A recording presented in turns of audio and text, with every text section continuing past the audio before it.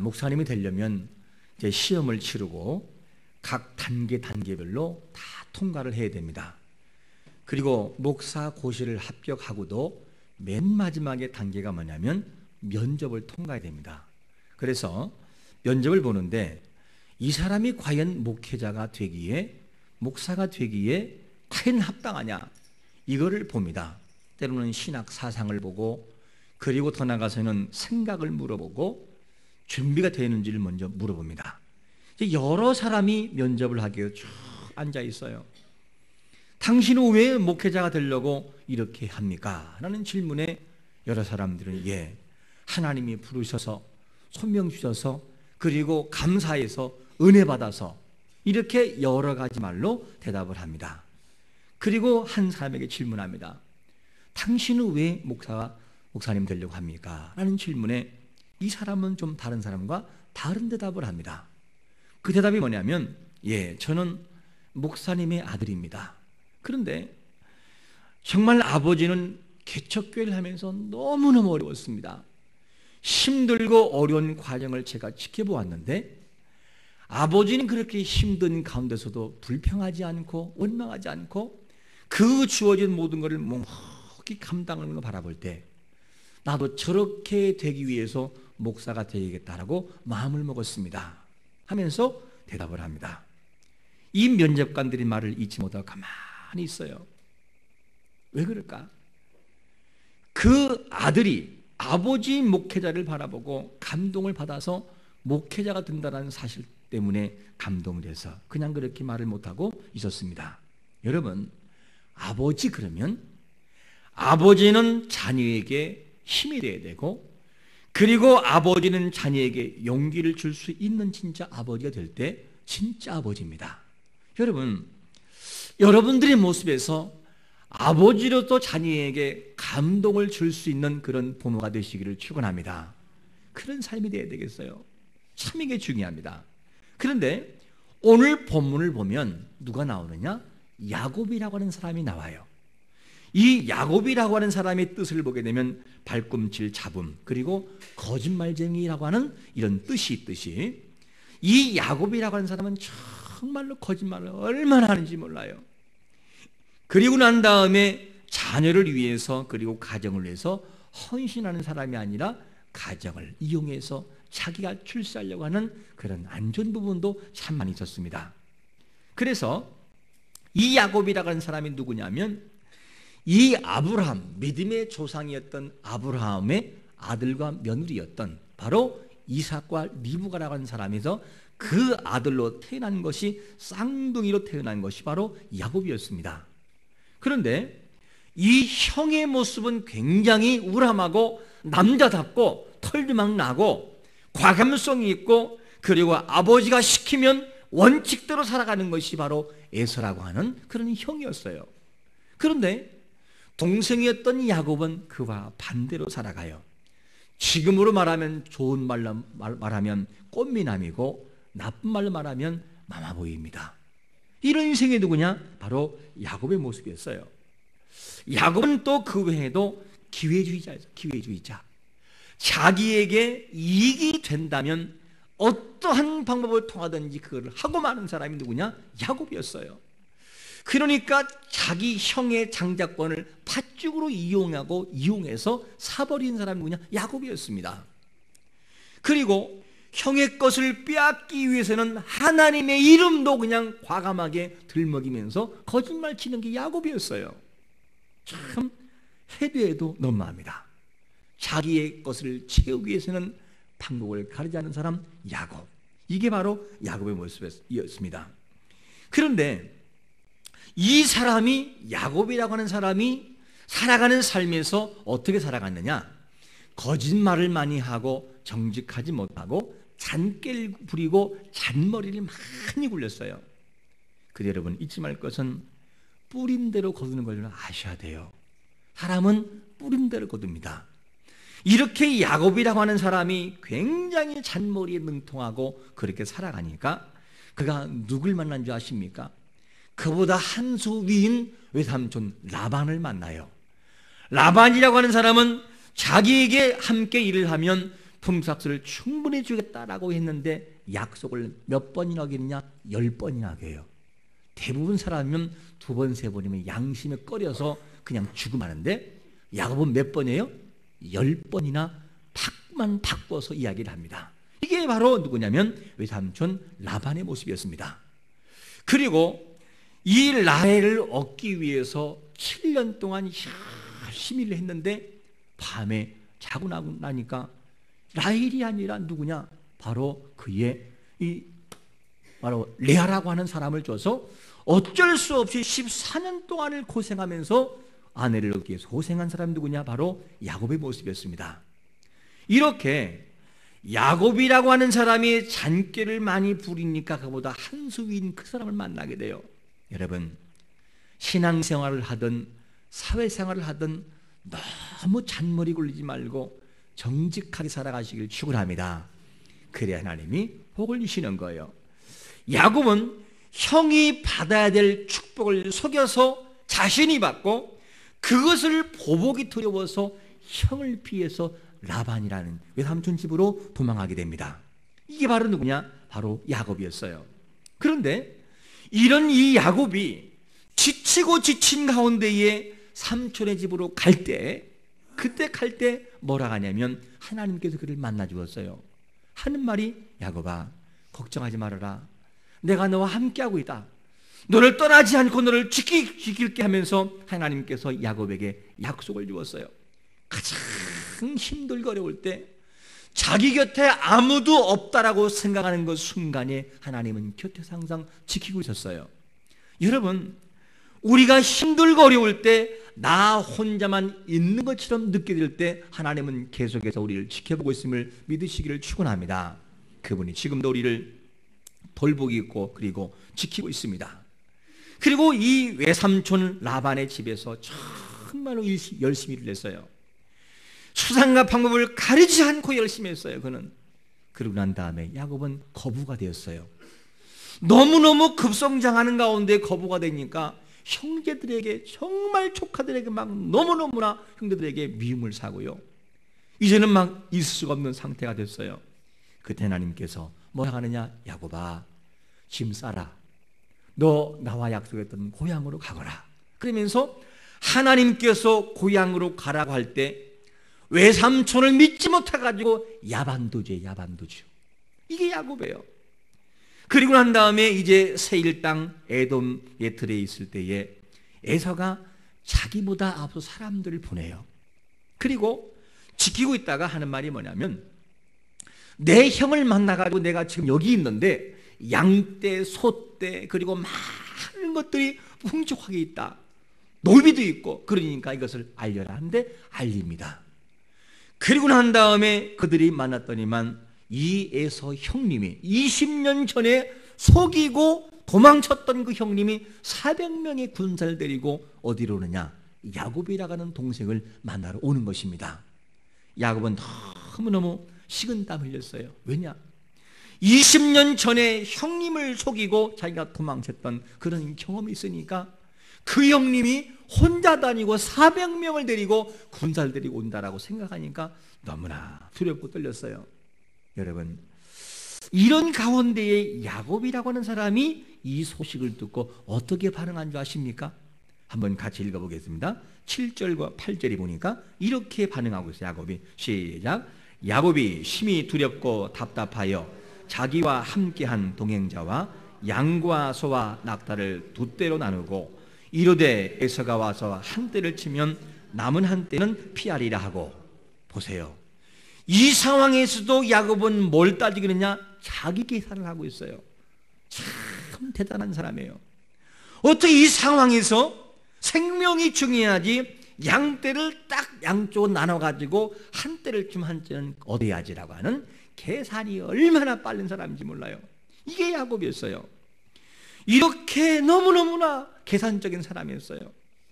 이 야곱이란 사람은 어떤 사람이냐? 하나님이 보호하고 있는데도 그거를 쏙쏙쏙 빠져나가는 미꾸라지 같은 인생이었어요. 저는 이 미꾸라지라는 인생이 단어가 이 단어가 아니었어요. 처음에 제가 타이핑했던 것은 쥐새끼 같은 사람이었어요. 욕할까 봐 뭐라 할까 봐 제가 미꾸라지는 단어로 바꿨습니다. 참 정말 미끄러 같은 인생이 야곱이었어요. 그렇게 쏙쏙 빠져나가고 예물을 먼저 보내면 형의 마음이 편하다 해서 형을에게 보냅니다. 온갖 방법을 동원해서 주물르고 삶아서 그 다음에 마음을 움직이는 것이 누구냐? 야곱의 계산법이었어요. 그리고 난 다음에 약복강을 건널 때에 어떻게 건너간 줄 아십니까? 자기는 안 건너가요. 누굴 보내느냐? 아내와 자식들과 나머지를 보내요. 혹시라도 자기를 치면 아내와 자식을 방패 삼아 자기가 살려고. 이게 야곱이에요. 이게. 아니, 대체 어떻게 이런 사람이 있을 수 있을까? 제가 이 말씀 보면서 묵상하면서 참 대단한 사람이다. 나 같으면 차라리 내가 앞에 가가지고 자녀를 보호하는 것이 보통 사람의 심리인데 어떻게 자식을 앞세우고 아내를 앞세워서 자기는 피해서 도망갈려는 생각하고 있을까? 역시 당신은 야곱 맞다. 참 그런 생각 해봤어요. 여러분들이 이런 아버지를 본다면 존경심이 하겠습니까? 이런 아버지를 바라본다면 분노가 치밀어 오르지 않겠어요? 이런 사람을 만난다면, 이웃을 만나면 얼마나 화가 나겠어요? 그런데 참 사람이 인간성이 이 성품에 변하는 것이 그렇게 쉽지가 않아요. 그 많은 세월 동안에서 이것이 변하지 않는 것이 사람의 모습인 것을 보게 됩니다. 저는 그런데 너무너무 감동스러운 것이 하나가 있어요. 이런 야곱의 모습이었지만 하나님은 이런 야곱을 향해서 창세기 28장 15절에서 뭐라고 한 줄 아십니까? 고난 중에 있을 때 제가 읽어볼게요. 내가 너와 함께 있어 네가 어디로 가든 너를 지키며 너를 이끌어 이 땅으로 돌아오게 할지라. 내가 네게 허락한 것을 다 이루기까지 너를 떠나지 아니하리라 하신지라. 여러분, 야곱의 못된 성향을 아시면서도 그 성향을 마음에 품으시는 하나님의 사랑이 위대함을 믿으시기를 축원합니다. 기다리세요. 그분은 우리가 바라볼 때 그냥 버리고 싶은 사람인데 이런 사람조차까지 하나님께서는 마음속에 아프면서 담고 있어요. 이게 바로 하나님의 사랑이에요. 그 하나님은 그 야곱에게도 뭐라고 합니까? 내가 내게 허락한 걸 다 이루기까지 하나님은 포기하지 않고 그런 사람조차까지도 비전을 가지고 기다리고 있어요. 여러분, 참 답지 못한 우리를 이렇게 품으시는 하나님의 사랑이 있으므로 우리는 거룩한 자녀가 되는 것을 믿으시기를 축원합니다. 참 그분의 사랑 때문에 되고 있어요.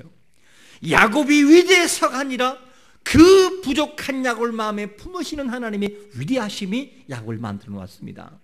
이 사랑이기 때문에 우리는 오늘도 감사할 수 있고 그분을 찬양할 수 있다는 것을 알 수가 있습니다. 여러분, 야곱이라는 사람이 참 성향이 이런 모습이었어요.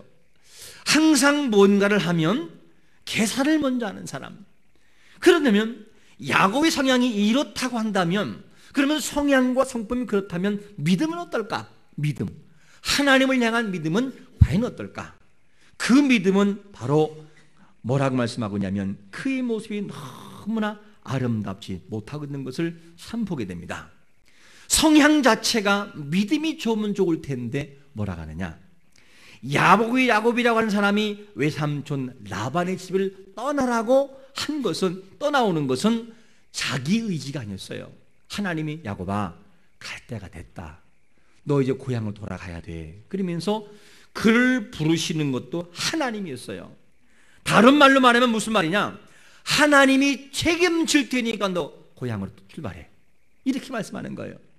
우리가 운동선수가 돼서 세계선수가 돼서 어느 기업사와 함께 이렇게 어느 사와 함께 소속에 약속을 하고 그를 데려가면 무슨 말이냐? 내가 당신을 이 기간 동안에 책임지겠습니다라고 하는 약속인 거예요.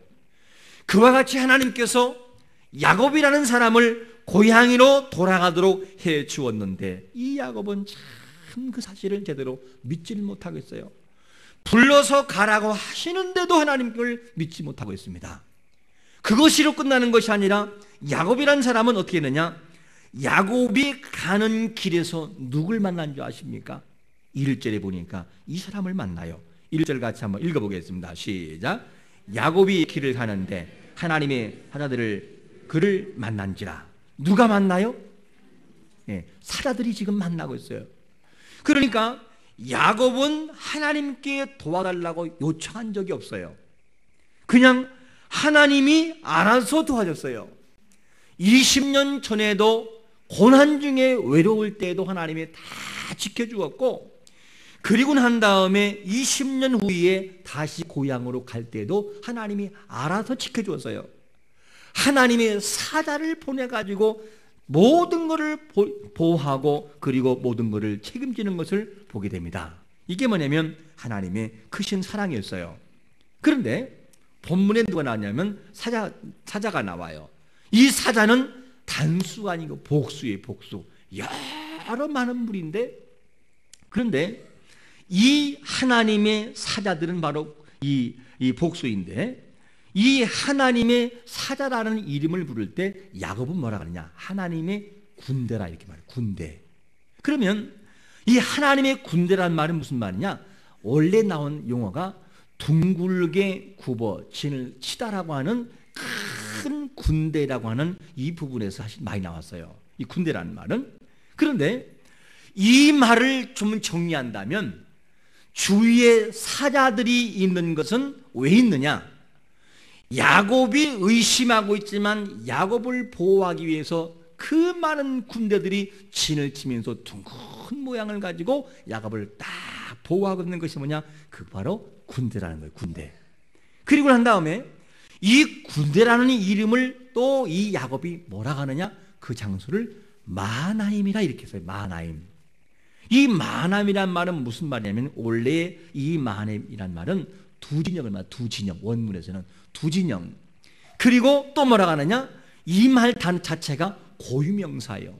그럼 무슨 말이냐? 이 말을 쭉 이어 정리한다면 야곱이 에서가 무서워서 두렵고 떨고 있을 때 하나님은 하나님의 군대를 보내서 그 두 진영을 보내서 야곱이 완전하게 안전하도록 보호하시고 있다는 답이 나오고 있는 것입니다.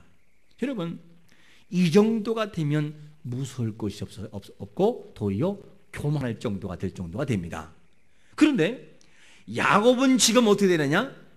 20년 전에 베델에서 너무 무서울 때 내가 너와 함께 하겠다라고 약속을 주었던 것처럼 지금도 역시 계속해서 야곱을 보호하고 있었어요. 그런데 야곱은 어떻게 되느냐? 그 사실을 믿지를 못하고 있어요. 하나님의 군대를 보기도 하고 하나님이 가라고 명령해서 가기도 하는데 야곱은 뭐냐? 하나님을 전폭적으로 의지하지 못하고 그렇게 의심하면서 두려운 마음을 가지고 살아가는 것을 봅니다. 하나님이 가라고 하는 것을 알았고 여호와의 군대가 지금 자기를 보호하고 있는 것을 보고 있으면서도 야곱은 어떻게 되냐? 400명의 군사를 거느리고 온다는 것을 알고 동물떼를 두 떼로 나눠가지고 한 떼가 사라지면 한 떼는 버리려고 요계산을 하고 있다 그 말이에요. 참 이게 야곱의 모습이에요. 참 대단한 사람입니다.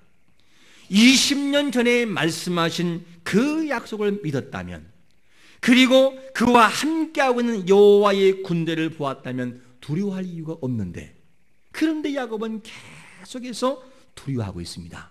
뭐가 보이기 시작하느냐? 400명의 에서의 군대는 보여도 하나님의 군대는 안 보이는 것이 이 야곱의 모습이었어요. 여러분, 오늘도 우리가 살아가는 삶 속에서 에서의 군대가 여호와의 군대를 이길 수가 없다는 사실을 우리가 알아야 됩니다. 그런데 이 야곱은 그 사실을 모르고 보여지는 에서의 군대만, 400명의 군대만 그렇게 무서워서 떨고 있는 이 모습을 보게 됩니다. 여러분, 하나님은 우리에게 말씀합니다. 갈라디아 4장 28절에서 형제들아 너희는 이삭과 같이 약속의 자녀라 이렇게 말씀합니다. 약속의 자녀는 하나님 아버지의 뜻을 쫓아 살아가는 인생이 되어야 되는 것을 믿으시기를 바랍니다. 그런데 이 우리가 살아가는 삶이 어떠냐? 이